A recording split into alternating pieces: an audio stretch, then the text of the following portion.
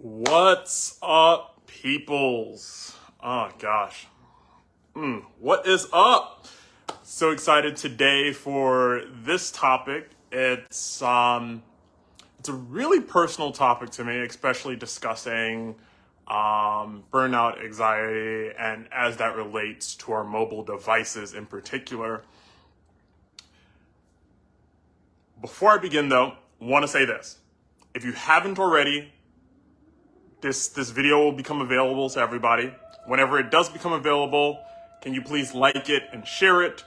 Also, if you have any opportunity, do check out my YouTube and just like and subscribe. Why not? Let me just put that in there as well. Let me know also if you dislike or if you want more of these kind of long form content. And also, if these topics are something that interests you, or you have a group that you would like me to present to on these topics, I can also talk on a range of things as well. Do let me know. I'm more than happy to talk to a group of people, group of children, even more than happy. So if those opportunities exist out there, please send them my way. Last thing, if you do prefer short form content, here is the TLDR of this video. Essentially, put your phones away, be mindful, and ultimately your phone is what's causing your anxiety, your worry, and maybe even some of the burnout that you are experiencing. That is a TLDR. If you want more though, do stick around. I got a couple stories I am looking to share, and hopefully my own personal stories can help you on your journey. So let's begin. The first story starts with my time in college. You see, I am a second gen American, and also I was a first gen college student, right? So what that meant was there were a lot of things that more or less I was ill-equipped or just simply didn't understand. And some things in high school I was able to get away with, I just simply couldn't get away with in college. One of those being time management. And that bit me in the butt a whole lot. College was very difficult for me in those first couple of years. One, I was away from family for the first time in my life. And secondly, I didn't quite understand how to manage my time effectively. And I often found myself doing these extraordinarily late nights and just not getting the results that ultimately I wanted and knew that I was able to accomplish. But things began to change around when I found this one book, How to Be a Straight A Student by Cal Newport. If you're a college student, definitely recommend that book. If you are a knowledge worker today, definitely recommend any of Cal Newport's content. He is just a rock star. He is a must read and a must listen to for any knowledge worker today. I came across his content in college, and I swear to you, his work more or less changed my life. There were a couple things that Cal Newport talks about a lot. Deep work, and this guy is extraordinarily anti-social media. He will say, get off of all social platforms. I don't believe you need to do that, but I did just that. In order to turn around my college performance, I had to be willing to work with a series of coaches and begin reading just to get an understanding of how to actually manage my time better and just how to manage kind of this headspace that is your brain or your mentality or your mindset. One of the things that Cal Newport preaches often is making sure you get adequate sleep, time blocking so you know exactly where your time is going, and then also getting rid of some of these distractions, that being social media, because we spend a lot of time on social media And that just breeds a lot of negativity and problems and social anxiety into our lives. I'm no psychiatrist, right? But I've done some reading recently, and I recently came to learn that it seems like this is probably a correlation, might not be causation, but I'll mention it anyway. It seems that anxiety more or less coincided a great deal with this current culture of oversharing and just being on social media in particular. So we have a lot of young folks who are experiencing a huge amount of anxiety, partially in part due to social media, but also a huge amount of anxiety because of all the social realities that are really starting to flood into them, all the economic realities, all the political realities that are just going on in our world. And part of that is because we are so inundated with information and news. Terrible, terrible news. But I was able to turn around much of the performance in college because I gave up social media. I deleted all my social media accounts, basically wiped Carl clean off the internet. I'm now back on it, but wiped myself clean off the internet. And it wasn't a deactivation, it was a full-on delete. And in those times, I think it took like 30 days just to delete your Facebook account. I don't know if that's still the case. And what I found is, one, I had a whole lot more mental clarity and balance. Also, because I wasn't spending so much of my time on social media, a lot of that time was able to be redistributed back into my studies. And what that meant was I was able to find adequate windows of time to do the work I needed to do and also get enough sleep. That was the other thing I realized too as an undergraduate. I was taught by my parents that pretty much you just do as much work as you possibly can. If you need to do a late night, you do a late night. And sure, I think there is definitely places where we do need to do some late night work in college, in your job, whatever that might look like. However, if you find yourself constantly in a state where you are not getting adequate enough sleep and you're not, and also the work output is not there, something's amiss here, and that means something needs to be corrected, right? And typically that is time management. And when I was able to figure that out, I realized I suddenly got more sleep. I was able to prioritize my sleep. And when I was able to prioritize my sleep, I was able to think much clearer. Fast forward to today, despite knowing all these things, I found myself on my phone often. And part of that is because I'm not currently working. So a lot of that time, I guess, just got sucked up by my phone. Because typically when I'm at work, I'm very disciplined with my phone use. I'll put my phone inside my drawer or something like that and not check it throughout the day, or only check it maybe at lunch hours. Maybe I'll make a phone call during lunch hours and put it away and then come back to my phone at the end of the day. But now that I didn't have that work or a job to kind of scaffold me in that way anymore, what that meant was my phone was just there and it took up so much of my time. And part of the reason why it took up so much of my time is I have hundreds, I think the number on my phone was like 250 notifications coming through. So that meant literally every time I received an email, I received a text message, my phone would go berserk and flash, right? Not exactly flashing, but notification comes on and it blinks on or whatever. And that would take my attention from whatever I was doing and bring it to my phone. And then if I checked my phone, then I'll somehow manage to either endlessly scroll through my email, which is a weird thing to scroll through, or endlessly scroll through social media, which isn't really a behavior that over the last few years I've really done a whole lot of, but it's really exploded in the last few months. Why is this a problem though? Let's do the math.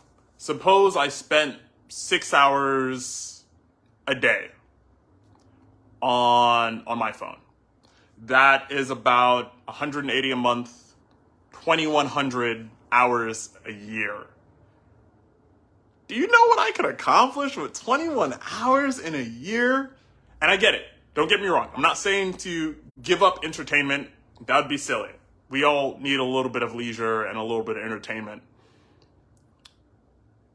But I think our entertainment and our leisure should at least be intentional to some degree.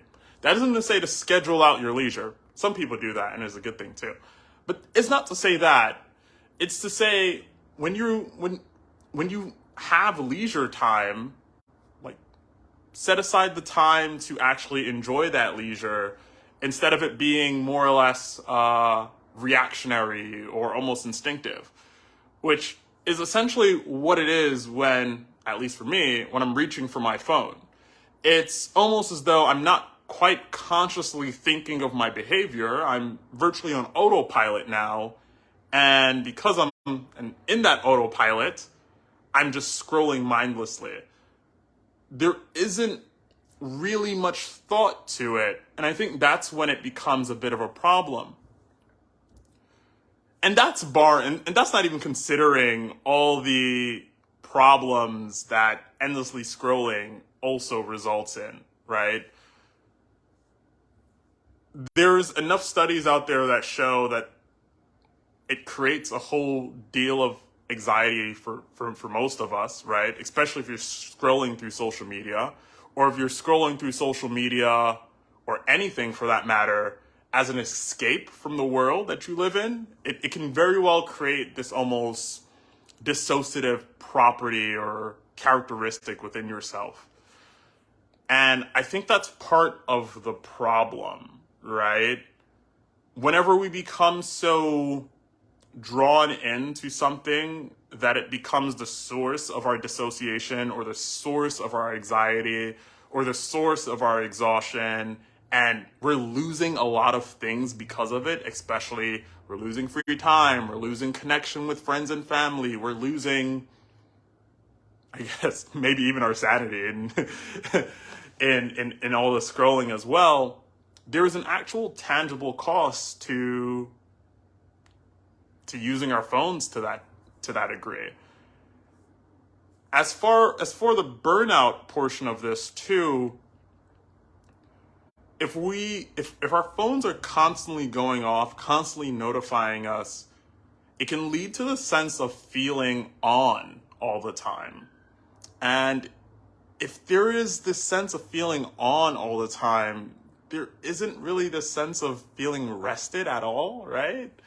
And it's very easy to fall into this cycle of burnout where I use my phone because I'm burnt out and I need entertainment and I need rest. So I use the phone for that source, but the phone is the source of that burnout, that anxiety, and that stress and everything, right? That is that real cycle.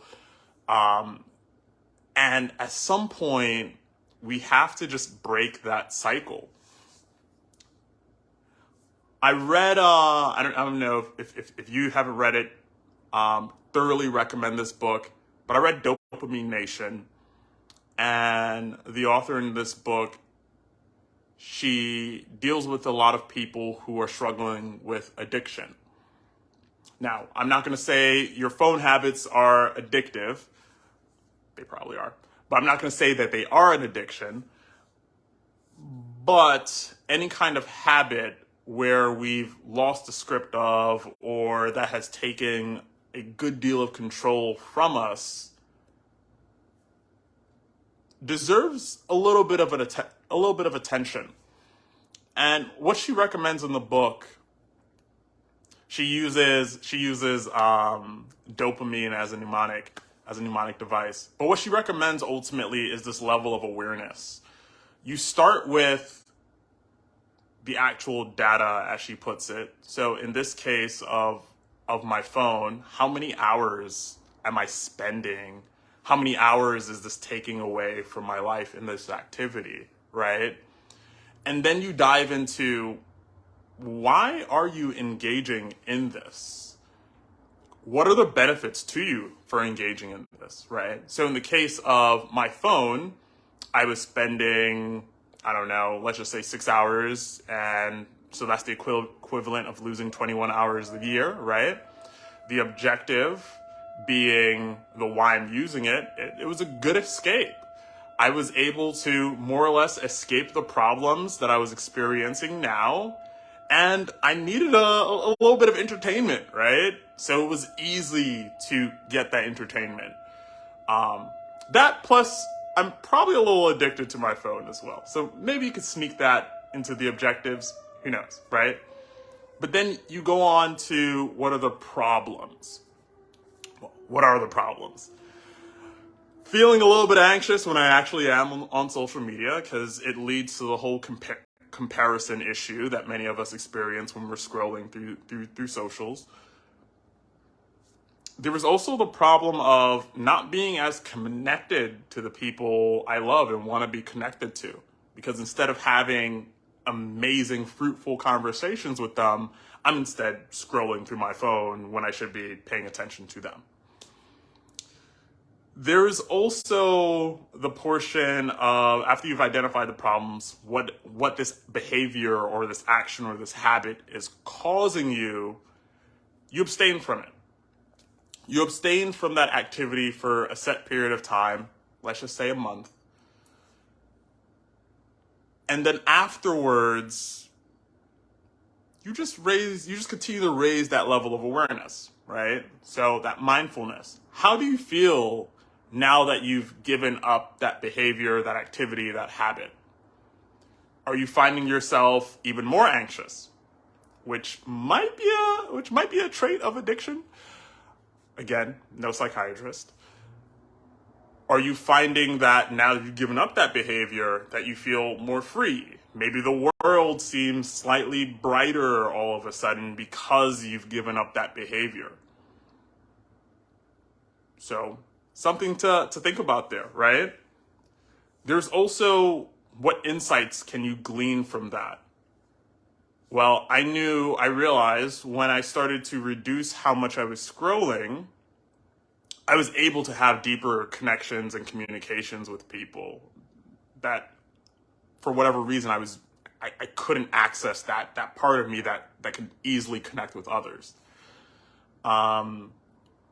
So, and also a lot of the anxiety I was feeling, I stopped feeling those feelings after I stopped scrolling so much.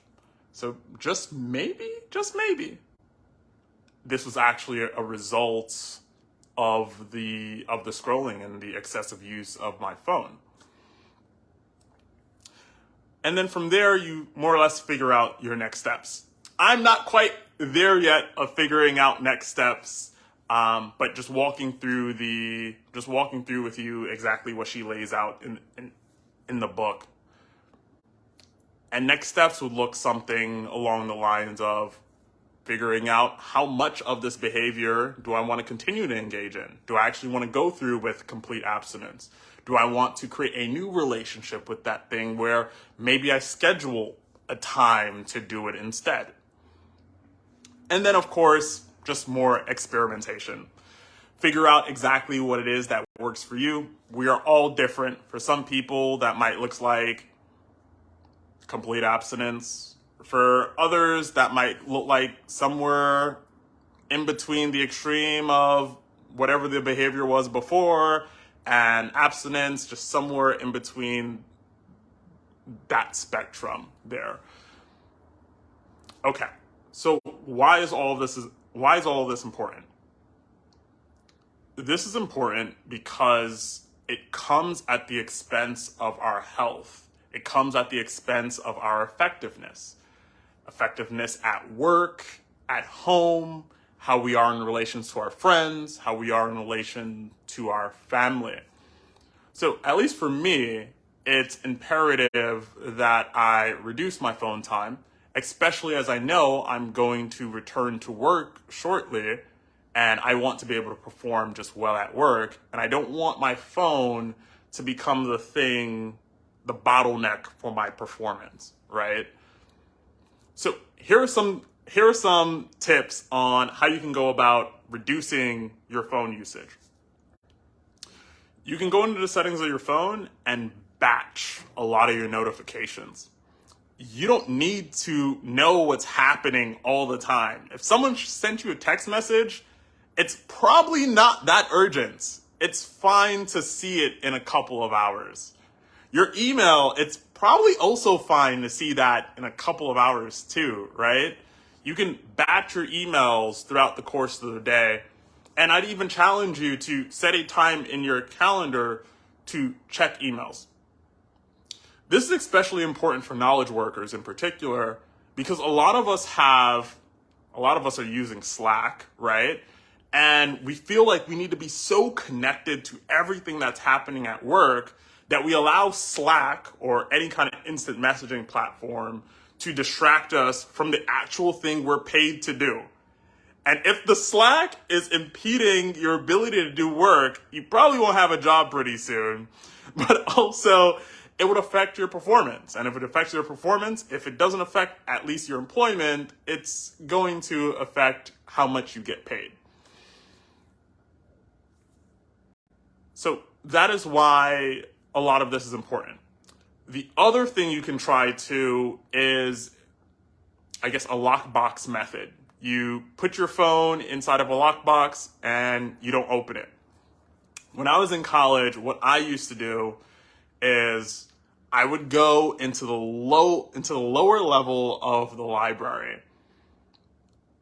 And I did that because I knew I did not have phone service down there. And because I was a history major, I had to read a lot. And there was no way to do any of the readings, any of these long papers without having super focused, deep work. Also, if you want, Google Cal Newport's deep work. He has an amazing series or podcast on that as well. There was no way to get enough work done in order to make that a reality. So I went to the lower level knowing that I didn't have phone service, and I would spend virtually hours in the basement of the library trying to knock out work. Focused, deep hours of work. Of course, there were breaks in between. Breaks are super important as well for our performance. But that is ultimately what I wanted to share with you today. More than happy to have a much more in-depth conversation around this. If you want a webinar on this, do let me know. I'm also thinking about hosting some programming around this as well. Burnout, anxiety in general. So if that's something you would be interested in, shoot me a message, let me know. I'm potentially looking for somewhere between 3 to 6 people who are looking to take that next level of their life and really go after it and really foster those positive habits that they need to get to that next chapter. So if that's of interest to you, let me know. If what I said here or shared here was valuable or interesting to you, also please share this. More than happy to talk to anyone about anything that I've said here. If there's something you disagree, do share it in the comments. Let me know where your disagreement is, and maybe we'll start an interesting conversation. All right, everyone. Thank you so much for watching. Thank you so much for tuning in. Have a wonderful evening and a good night.